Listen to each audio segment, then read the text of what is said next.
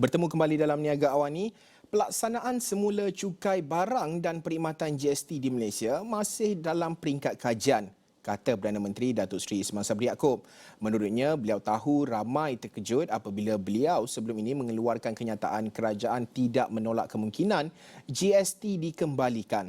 Begitupun tegas Perdana Menteri, kerajaan perlu mengkaji baik dan buruk pelaksanaan semula GST terlebih dahulu. Bukannya kerajaan umum akan melaksanakan semula GST. Ramai orang terus melompat bila saya kata tidak menolak kemungkinan. Tetapi saya kata perlu dikaji. Kita perlu kaji buruk dan baik. Ya. Bukan saya umumkan akan melaksanakan GST. Saya kata kita akan buat kajian. Sebab salah satu kajian hari ini kekurangan pendapatan salah satunya apabila kita migrate daripada GST kepada SST. Dan kita kekurangan pendapatan sebanyak 30 bilion ringgit setahun kerana berpindah daripada GST kepada SST. Jadi kita banyak pertimbangan lagi yang akan kita tengok. Adakah kesan daripada GST itu berlaku kenaikan harga? Adakah waktunya sesuai sekarang ini ataupun akan datang berapa tahun lagi?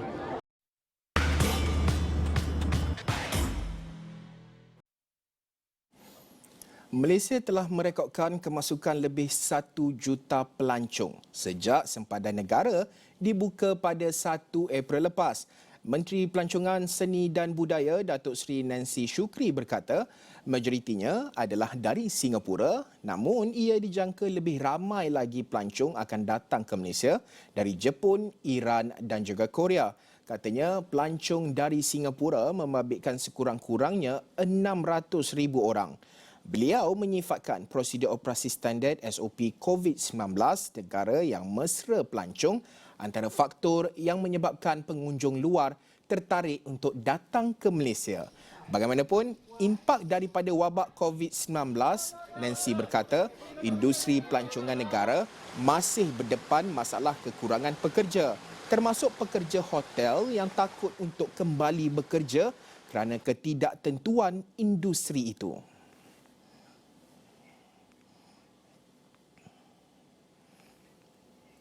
Bukan sahaja ancaman wabak seperti COVID-19 dan cacar monyet yang menjadi kebimbangan sektor pelancongan untuk terus pulih dan stabil di masa akan datang. Jelas Presiden Majlis Pelancongan Malaysia MTC Uzaidi Udanis, isu harga barangan yang semakin meningkat saban hari juga mungkin dapat membantutkan industri pelancongan untuk terus berkembang. Jadi mantra-mantra untuk pihak-pihak industri pelancongan ya, dikatakan kalau good safety means good business. Good health means good business. Ini adalah mantra yang kita harus teliti supaya kita jaga safety, keselamatan pelancong. Kita jaga kesihatan tempat pelancong kita. Ini adalah satu mantra yang sangat penting. Itu satu. Yang kedua, saya lihat kos makin lama semakin tinggi. Itu kerisauan kami lah, di mana bukan hanya makanan, bukan hanya minyak mentah, tetapi juga dengan ada kos-kos ini kita harus menanggung dengan meningkatkan kos hotel, bilik hotel, harga hotel, dengan kos makanan, dengan kos penerbangan. Walaupun kos penerbangan tu tinggi, tetapi ramai kita mempunyai kebanyakan flight semua penuh, terutama di Malaysia ni. Jadi ini antara kerisauan kami, di mana kita perlu kita perlu balancekan antara krisis ini dan juga peluang-peluang bisnes industri pelancongan. Selepas 2 tahun dalam keadaan murung angkara COVID-19, pengusaha inap desa di Pulau Pinang kini mula sibuk melayan pengunjung. Malah ada pengusaha yang terpaksa menolak tempahan kerana rumah yang dijadikan inap desa sudah dipenuhi pengunjung yang pulang ke kampung sempena cuti sekolah. Penyelaras inap desa Kota Aur, Kepala Batas Siti Khairiah Mat Yatim memberitahu sambutan pengunjung tempatan untuk menghuni inap desa amat menggalakkan ketika ini. Beliau yang mengelolakan 21 inap desa dengan bantuan suaminya, Roslan Talib berkata, permintaan meningkat khususnya pada musim cuti sekolah. Namun ujarnya ketika ini pihaknya hanya menerima kunjungan pengunjung tempatan manakala pelancongan antarabangsa dijangka dibawa masuk awal tahun depan. Selepas PKP ni, daripada 1 hari bulan 9 hari itu, peningkatan permintaan untuk menginap di homestay Kota Aur ni adalah sangat-sangat menggalakkan dan menandak.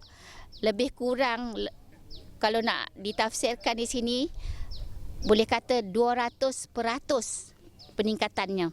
Dan sehingga kami terpaksa tolak permintaan setengah-setengah pengunjung. Jadi dengan harapan hari-hari mendatang ni insya-Allah maintain yang ini, lepas tu kalau boleh pihak-pihak agensi-agensi yang terlibat dalam travel ni maknanya kenalah bagi support yang lebih lagi lah kepada aktiviti homestay.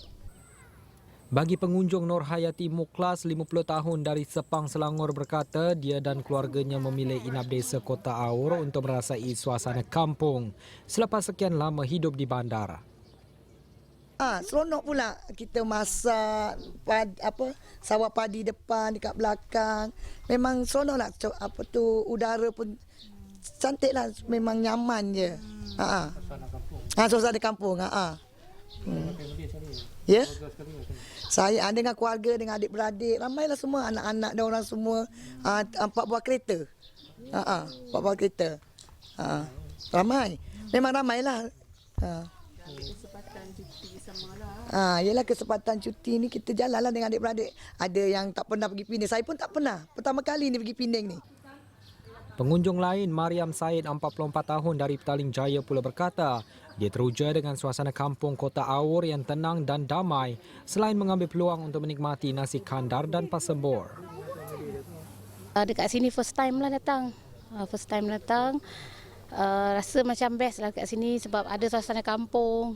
Kita pun boleh masak, tempat dia pun open dekat sana boleh masak kan. Kita rasa macam kita...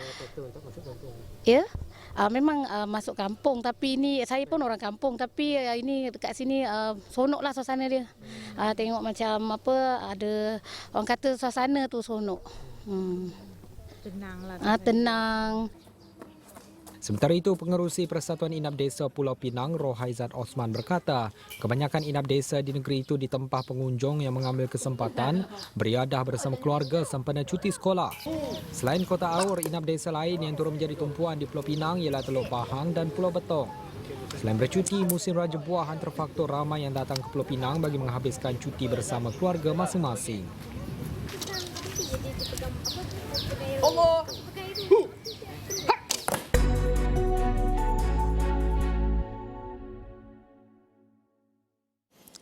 Malaysia Aviation Group MAG, syarikat induk Malaysia Airlines berhad mengorak selangkah lagi menghampiri aspirasi sifar pelepasan karbon susulan penerbangan pertama pesawat penumpangnya menggunakan bahan api penerbangan mampan SAF.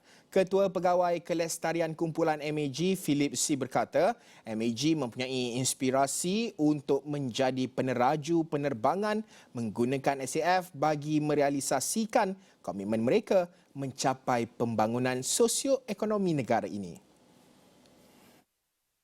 Philip berkata penerbangan MH603 Kuala Lumpur, Singapura menggunakan pesawat Boeing 737-800 itu dijalankan bagi melihat bagaimana struktur pengoperasian menggunakan SAF boleh dijadikan sebagai penerbangan komersial di masa akan datang. I mean, at the moment, SAF is a new technology, so it will come at a higher cost, right? But we must remember when we think and take a step back, why are we doing this? It's part of our commitment to a net zero situation environment, right? And that will require investment. So to answer your question, SAF is more expensive than conventional fuel, but we are seeing a couple of things happen here. One is that passengers are beginning to be interested and want to take SAF flights and are willing to pay a bit more even for it. And secondly, if we start building the interest and demand for it, we create the economies of scale to then help us structurally reduce the cost in the future. So for us, it's partly going to be a bit more expensive in the short term, but we know in the long term, it's the right pathway towards net zero. Bahan api penerbangan mampan itu dihasilkan oleh Neste dengan campuran antara bahan api konvensional dan SAF yang terhasil 100% daripada bahan buangan yang dikitar semula dan sisa buangan mentah seperti sisa lemak haiwan. Penerbangan pesawat penumpang itu merupakan susulan kejayaan MAG mengendalikan penerbangan kargo MH7979 dari Amsterdam ke Kuala Lumpur pada Disember tahun lepas. Operasi penerbangan itu dilakukan dengan kerjasama antara MAG dan Petronas Dagangan Berhad yang terjalin semenjak 2021 khusus bagi meneroka peluang untuk menggerakkan agenda kemampanan dalam industri penerbangan. Mengulas lanjut, Philip berkata buat masa kini, penerbangan menggunakan SAF beroperasi dengan kos yang lebih tinggi, namun ia merupakan sesuatu yang perlu diterokai sebagai pelaburan jangka panjang. Beliau berkata penggunaan teknologi baru itu sekiranya dikomersialkan tidak mempunyai impak yang tinggi terhadap tiket penerbangan memandangkan harga biasanya bergantung kepada kehendak pasaran. Golongan muda di negara ini kini boleh menterjemahkan keprihatinan dan pengetahuan mengenai isu alam sekitar global menerusi program yang dianjurkan oleh Foundation for Environment Education FEE National Young Reporters for Environment 2022.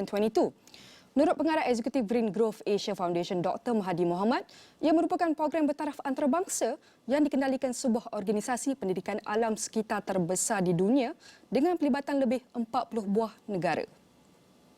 Program ini kita asaskan ataupun sasarkan untuk memudahkan perjalanan peserta dalam menghasilkan karya kreatif untuk advokasi alam sekitar mereka melalui penulisan dan menerapkan aspek kewartawanan rakyat melalui media fotografi, videografi dan juga penulisan artikel.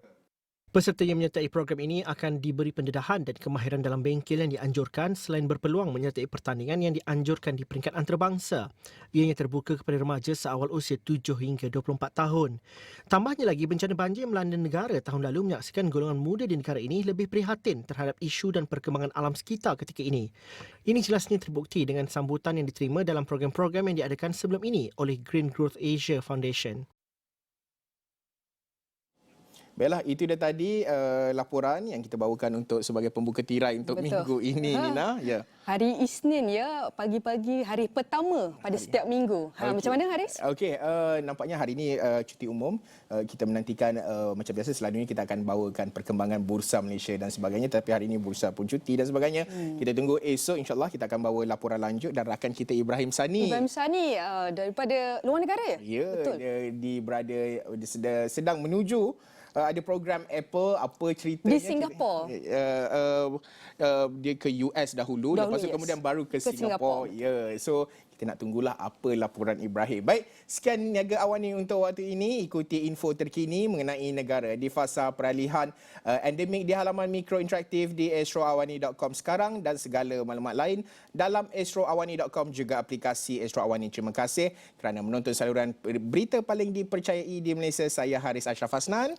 Dan saya Nina Razman. Salam hormat.